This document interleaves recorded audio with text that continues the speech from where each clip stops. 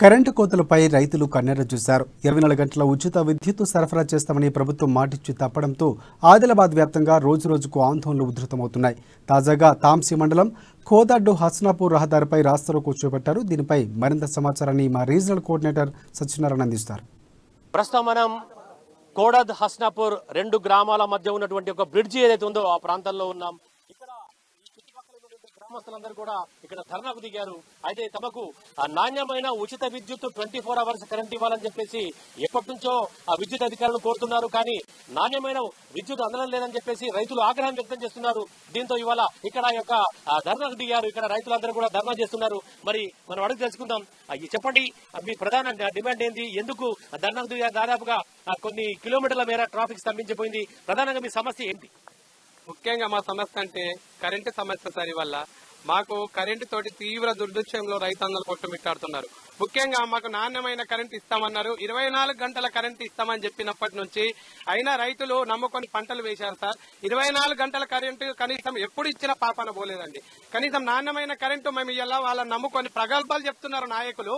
మేము 24 గంటల కరెంట్ ఇస్తున్నామని గొప్పలు చెప్పుకుంటున్న నాయకులు ఇలా రైతు యొక్క పరిస్థితి వచ్చి చూడమనండి సార్. ఇవాళ కనీసం గత 3-4 రోజుల నుండి 4 గంటల కరెంటు కూడా ఇచ్చిన పాపాన పోలేదు. ఇవాళ పశువుల కోసం మేము జొన్నలు వేసుకున్నాము, కందులు వేసుకున్నారు, ఇవాళ పల్లీలు వేసుకున్నారు, శనగ వేసుకున్నారు. అది మొత్తం ఎండిపోయే స్థితికి వచ్చింది.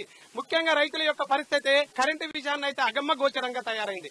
ఇవాళ రైతులు ఎంతో కొద్ది గొప్ప లాభపడదామని ఇవాళ పంటలు వేసుకుంటే తీవ్ర పంటలు అసలు కరెంటు డిపార్ట్మెంటల్ వాళ్ళని అడిగితే కూడా మాకు రెస్పాన్స్ ఇస్తలేరు. అసలు వాళ్ళు కూడా ఏమంటున్నారంటే మా చేతిలో లేదంటున్నారు. ఎవరి చేతులు ఉంది ఇది? ఎవరి బాధ్యులు దీనికి?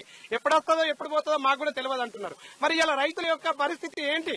ఇలా రైతులు చేస్తే దీనికి బాధ్యత ఎవరు? ఇలా రైతుల యొక్క పంటకు భరోసా ఎక్కడిది? నిజంగా చెప్తున్నాం, మాకు 24 గంటలు కరెంట్ ఇస్తామని చెప్పుకుంటున్నారు తప్ప ఎక్కడ ఇచ్చిన పాపాన పోలేదు. రైతుల యొక్క పంటలు అయితే తీవ్ర దుర్భిక్షంలో కొట్టుమిట్టాడుతున్నాయి. ఇలా రైతుల పంటలు మొత్తం ఎండిపోయే స్థితికి వచ్చినాయి.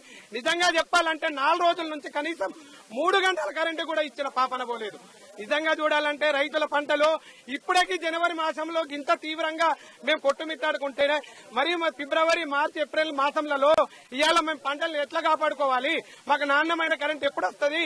ఈ కరెంటు ద్వారా మేము ఎప్పుడు ఎట్లా పంటలు రక్షించుకోవాలని ఇవాళ మేము జావద్ రైతన్నలందరము ఇవాళ రోడ్డు మీద సమ్మె చేయడం జరిగింది. అంటే ప్రధానంగా మీ సమస్య మీద, అంటే మీరు ఎదుర్కొంటున్న సమస్య మీద అధికారులకు గానీ ప్రజా ప్రతినిధులకు గానీ తీసుకుపోయి విన్నవించిన సందర్భాలు ఉన్నాయి. ఇవాళ ప్రజా గాని ఇవాళ ఏఈ గారికి, డిఈ గారికి మేము పోయి కంప్లైంట్ ఇచ్చడం జరిగింది. ఒక మెమోరాండం ఇచ్చాము. అయినా వాళ్ళు ఏం రెస్పాన్స్ ఇస్తుందంటే ఇవాళ మా చేతిలో లేదు. అరే మీ చేతిలో లేదంటే మేము ఎట్లా? మరి మాకు ముందస్తు ప్రణాళికలు ఇస్తే ఇవాళ మేము పంటలు వేసుకునే వాళ్ళం కాదు. మేము ఒక టైం టేబుల్ ప్రకారం ఉండేవాళ్ళం. ఇవాళ ఇస్తున్నాం 24 గంటలు గొప్పలు చెప్పుకుంటున్నారు తప్ప కానీ కనీసం 4 గంటలు కూడా కరెంట్ వస్తలేదండి. ఇవాళ అది ఇచ్చేదేదో టైం రాత్రి పూట ఇస్తున్నాం అంటున్నారు. ఎవరికి కావాలి మీ కరెంట్? మాకు ఇచ్చే నాణ్యమైన కరెంటు మీరు చెప్పే గొప్పలు ప్రగల్భాలు చెప్పుకుంటున్నారు తప్ప మాకు దినంలో మంచి నాణ్యమైన కరెంటు ఇవ్వమని చెప్తున్నాం. ఇచ్చే మీరు 24 గంటలు గొప్పలు చెప్పుకున్నాడు కాదు. ఇవాళ రైతు యొక్క పంటలు ఎండిపోతున్నాయి.